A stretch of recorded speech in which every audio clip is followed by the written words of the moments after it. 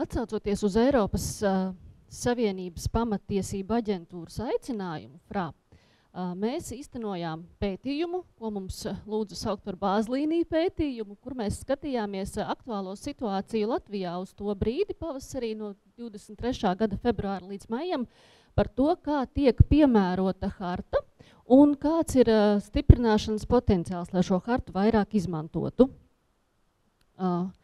Šodien es varētu jums pastāstīt par ārpus justīcijas līmeni. Mēs pētījām gan justīcijas līmenī, gan ārpus justīcijas līmenī. Par justīcijas līmeni jau mūsu augstu godātie diskusijas paneļa dalībnieki jau izklāstīja.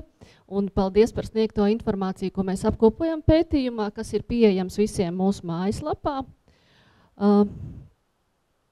Uzdevums bija, veicot pētījumu, izprast hartas piemērošanas praksi un identificēt gadījumus, kad harta ir spēlējusi būtisku lomu.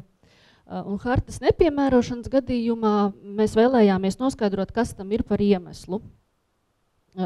Respondentu loks mums tika izvēlēts, jo Eiropas Savienības pamatiesību un vērtību aizstāvēšanā hartā paredzēto tiesību iedzīvināšanā cilvēku tiesību aizsardzībā šīm iestādēm ir būtiska loma.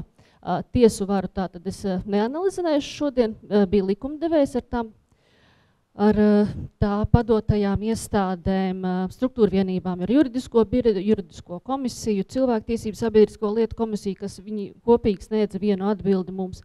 Tad bija izpildvara ar tā atbalsta institūcijām, kur mēs vētījām 14 ministrijas, un tā skaitā arī tās padotības iestādes ministrijas sniedz vienu kopīgu atbildi par savu jomu. Tiesība aizsardzības izmeklēšanas iestādēs mēs saņēmām atbildes no Valsts policijas un korupcijas novēršanas un apkarošanas biroja. Pašvaldības vētījām 43, atsaucās 37 sniedzot atbildes. Augstskolas, kas sagatavo juristus, bija Latvijas Universitāte, Rīgas Stradiņu Universitāte, Biznesa starptautiskā akadēmija, Biznesa augstskola Turība, Alberta koledža, Biznesa vadības koledža, Rīgas juridiskā augstskola un nevalstiskās organizācijas, kuras arī ļoti nozīmīgas hartas iedzīvināšanā ikdienā iedzīvotājiem, skaidrojot, kas tad ir harta. Saima mums sniedza atbildi, kad harta tiešā veidā netiek piemērota, un šādas atbildes kopumā caurvija visas ārpus justīcijas līmeņa iestāžu atbildes. Un šeit gribētos atzīmēt, ko ir teicis Eiropas Savienības tiesas priekšsēdētājs Kūns Lenards. Viņš ir teicis, ka harta ir tiesību aktu ēna. Būtībā tas nozīmē, ka nevar būt tāda situācija, kuru reglamentē Eiropas Savienības tiesību akti un kurā netiek piemērota harta. Saimā tiek sekots līdzi, vai likumprojekts atbilst satversmē, kas nacionālā līmenī jau paredz augstu pamatiesību aizsardzības līmeni. Saņemot likumprojekta aktus, Saimā jau ir izvērtēta šī atbilstība hartai, kā viņi norādīja. Par izpildvaru. Tātad mēs apskatījām 14 ministrijas. Kopumā ministrijas norādīja, ka harta tiek ievērota un piemērota tiesību aktu izstrādē un projektu izvērtēšanas starp ministriju saskaņošanas procesā, piemērojot hartā ietvertos principus, tiesības. Veids un forma, kādā harta tiek izmantota valsts iestāžu darbā, atšķiras atkarībā no katras ministrijas kompetences. Visplašāk hartu savā ikdienas darbā īstenojot kompetenci piemēro Tieslietu ministrija. Tas ir saistīts arī ar to, ka hartas kontaktpunkts ir Tieslietu ministrijas paspārnē, bet ministrija ir atbildīga par pamatiesību ievērošanu un atbilstību hartai Eiropas struktūrālo un investīciju fondu jomā. Tieslietu ministrija ir līdzatbildīga kopā ar Labklājības ministriju par horizontālā principa vienlīdzību, iekļaušanu, nediskrimināciju un pamatiesību ievērošanu, koordinācija. Tostarp arī par normatīvā regulējuma izstrāde Eiropas fondu apguvē kohēzijas politikā. Tāpatās viņi arī Eiropas Savienības tiesas spriedumu izvērtēšanā aplūko un vērtīja hartas pantu piemērošanu. Iekšlietu ministrija mums ziņoja, ka viņas darbā hartai ir būtiska nozīme un tieša ietekme uz tās kompetences īstenošanu. Iekšlietu ministrija norādīja, ka harta un citi Eiropas Savienības akti vairākos aspektos iezīmē augstāku cilvēktiesību standartu, un to viņi būtībā attiecināja uz fizisko personu datu aizsardzības apstrādi. Un iekšlietu ministrija uzskatīja, ka atsevišķos gadījumos harta ir būtiski mainījusi normatīvā akta izstrādes un pieņemšanas iznākumu, norādot uz grozījumiem Nacionālā drošības likumā, elektronisko sakaru likumā, dzīvesvietas deklarēšanas likumā, operatīvās darbības likumā, kā piemēram. Tostarp datu valsts inspekcija atzīmē, ka harta šobrīd ir vienīgais juridiskais dokuments, kur fizisku personu tiesībām uz savu personu datu aizsardzību ir piešķirts patstāvīgs pamatiesību saturs, un tas netiek atvasināts no privātās dzīves. Jā, līdz ar to harta ir nozīmīgs instruments datu valsts inspekcijas mērķu sasniegšanā, gan sniedzot atzinumus par citu iestāžu sagatavotiem normatīvo aktu projektiem, kā arī procesos ar privātpersonām. Ārlietu ministrija norādīja, ka atsaucas uz hartu tās darbā tiek ietverts tiesību aktu projektu anotācijās atsauču formā atsevišķās jomās, un kā piemēru minēja konsulāro jomu. Savukārt ekonomikas ministrija atzīmēja hartas lietojamību Latvijas Solvit koordinācijas centra darbībā, kas ir ekonomikas ministrijas paspārnē, un hartā ietverto tiesību un pamatbrīvību izlīdzsvarošanu iekšējā tirgus un uzņēmēja darbības politikas plānošanas jomā, digitālo pakalpojumu jomā, un arī, kad tika izstrādāts mājokļu pieejamības pamatnostādes mājokļu politikas jomā.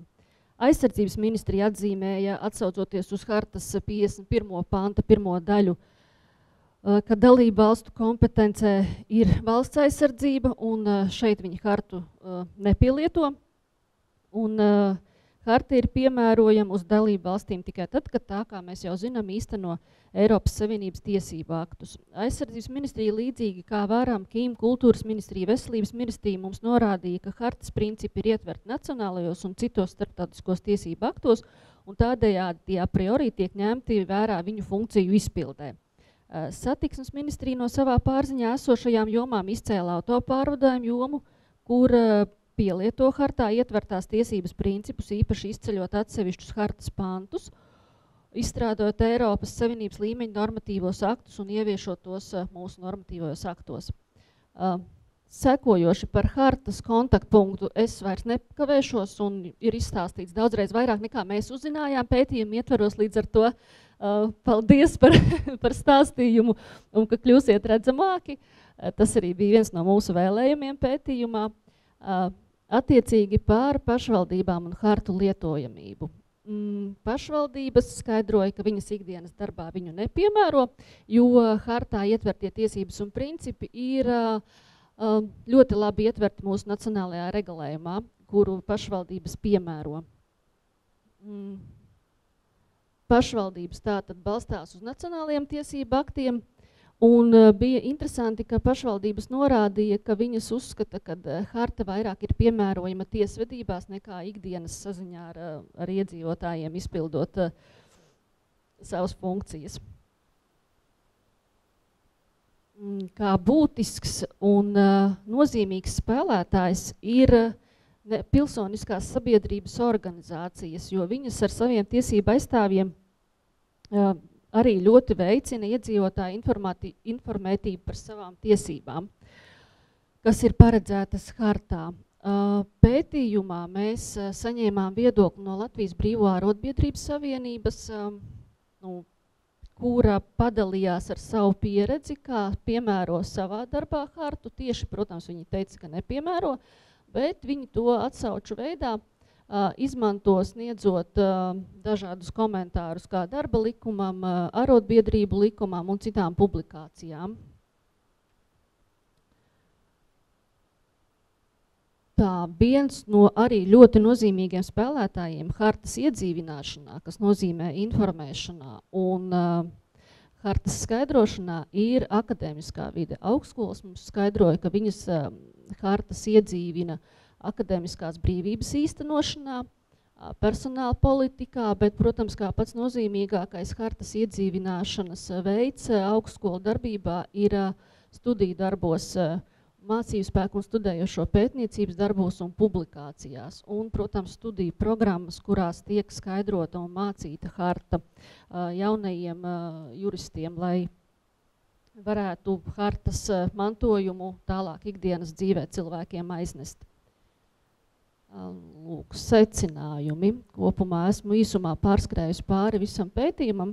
Atkārtot vēlreiz aicinu, ja vēlaties iepazīties tuvāk mūsu mājaslapā, viņš ir pieejams. Tad, lūk, hartas lietojums ir lielā mērā atkarīgs no valsts pārvaldes iestādes kompetences. Praksē institūciju tiek izmantotas salīdzinoši maz.